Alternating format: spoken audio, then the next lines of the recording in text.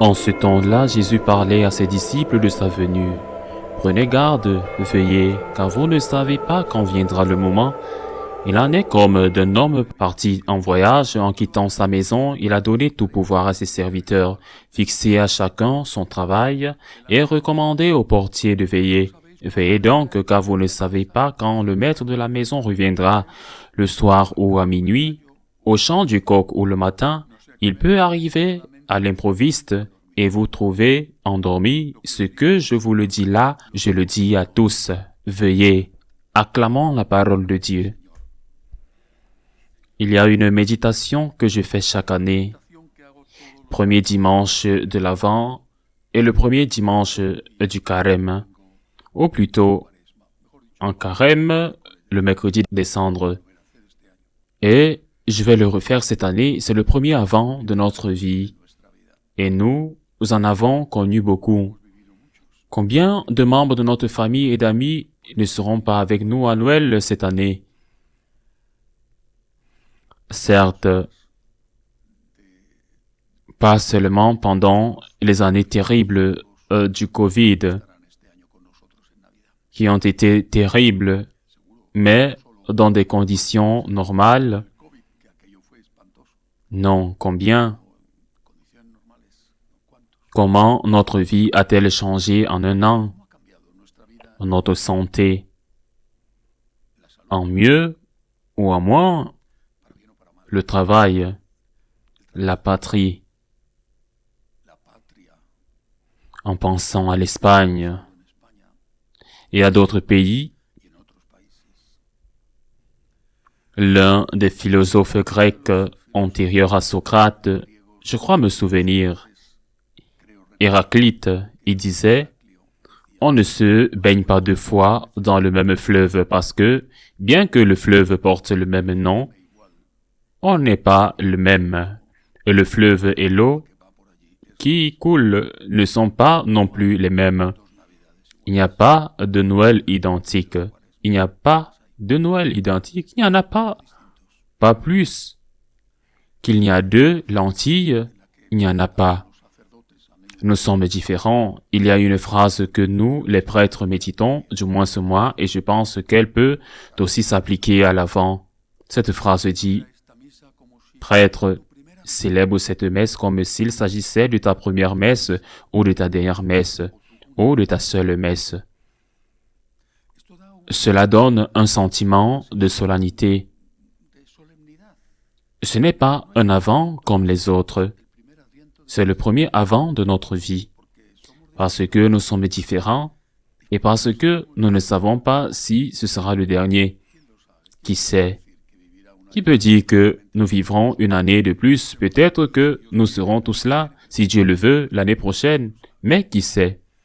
Qui sait?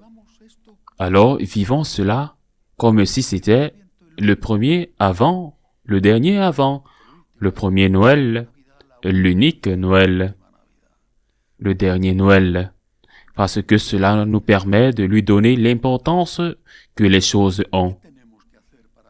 Et que devons-nous faire pour le vivre ainsi?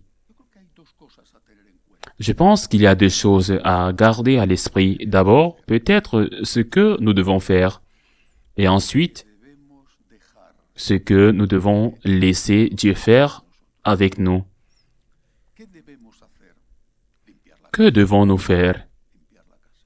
Faire le ménage, faire le ménage.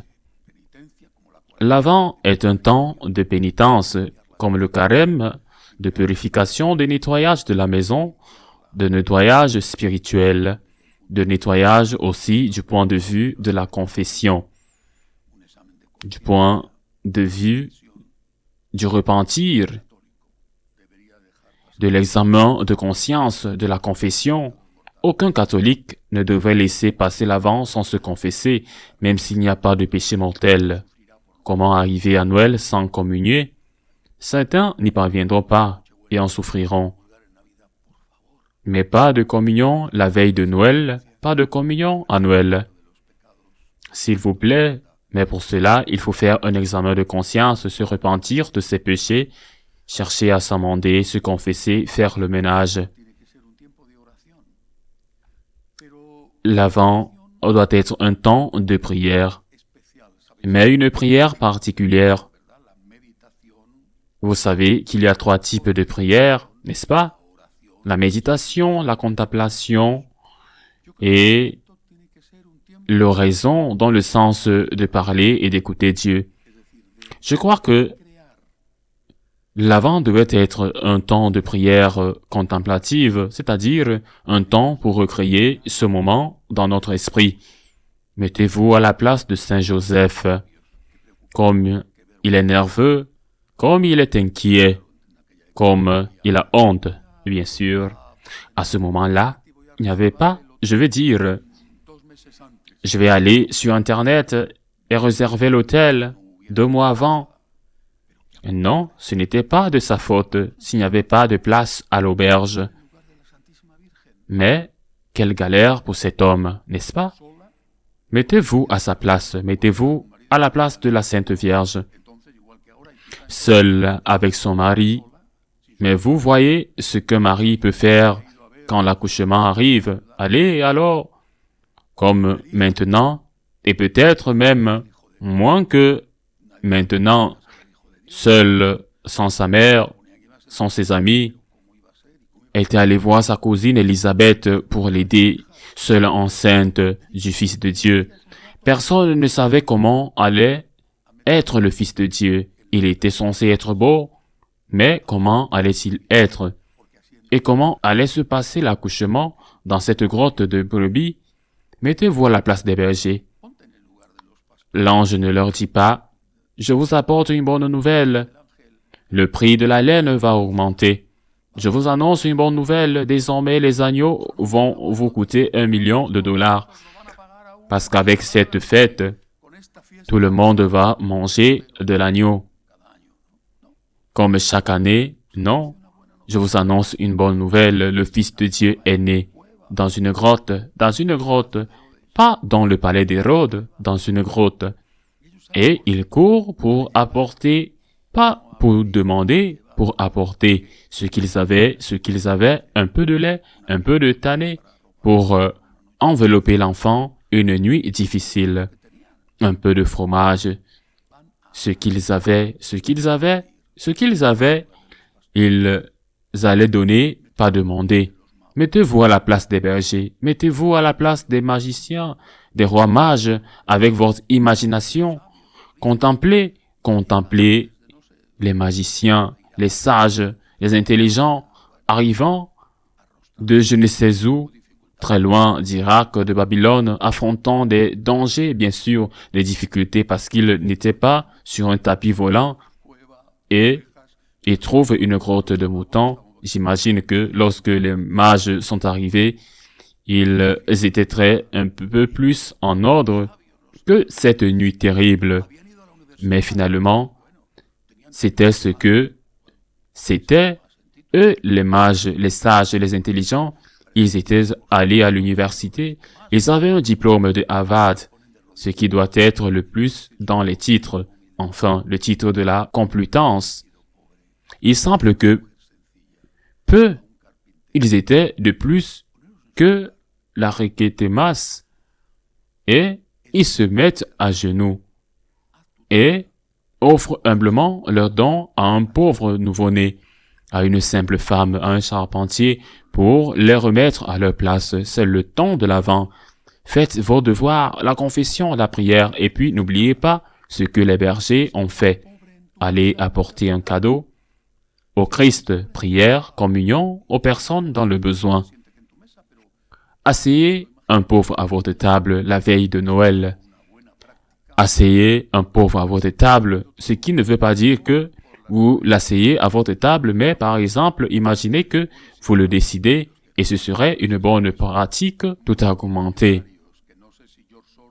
L'agneau a crevé le plafond, le cochon le lait, sans parler, enfin, de la dorade, sans parler, et ceux qui mangent des civelles sont multimillionnaires. Je ne sais pas si George Soros pourrait les payer, mais je vais voir quelque chose, 10% de tout ça. Pour les pauvres, la dîme, pour les pauvres, pourquoi pas? Pourquoi pas? donnez votre dîme. Imaginez que vous êtes le pasteur, vous allez apporter la petite cruche de lait chaud, ou vous allez apporter le petit fromage que vous avez fabriqué. Pourquoi pas? C'est l'avènement. Et puis vient ce qu'ils font de vous, ce que Dieu veut faire de vous, ce que nous ne savons sûrement pas encore, mais il y a quelque chose que Dieu veut faire de vous. Et c'est dommage que cela n'arrive pas, mais il y a quelque chose que Dieu veut faire de vous, il y a quelque chose que la Madone veut faire de vous. Et elle vous le dira, peut-être que ce sera un baiser parce que Noël, c'est Dieu qui vient nous donner un baiser d'amour avec les lèvres d'un enfant. Ce sera peut-être un baiser, c'est-à-dire un moment de réconfort, de consolation. Peut-être n'es-tu pas prêt à le recevoir, mais tu le sentiras. Laisse-toi aimer. Peut-être qu'un jour, en venant à l'église, à la messe, à la communion, tu remarqueras soudain un baiser. Et Jésus t'a donné un baiser. Et peut-être que ce sera aussi un baiser d'action de grâce. Parce que tu auras essuyé une larme, tu auras accompagné une personne seule. Tu auras fait l'aumône à une personne qui a faim. C'est possible, et peut-être que c'est toi qui seras consolé. Peut-être que ce sont vos larmes qui sont essuyées.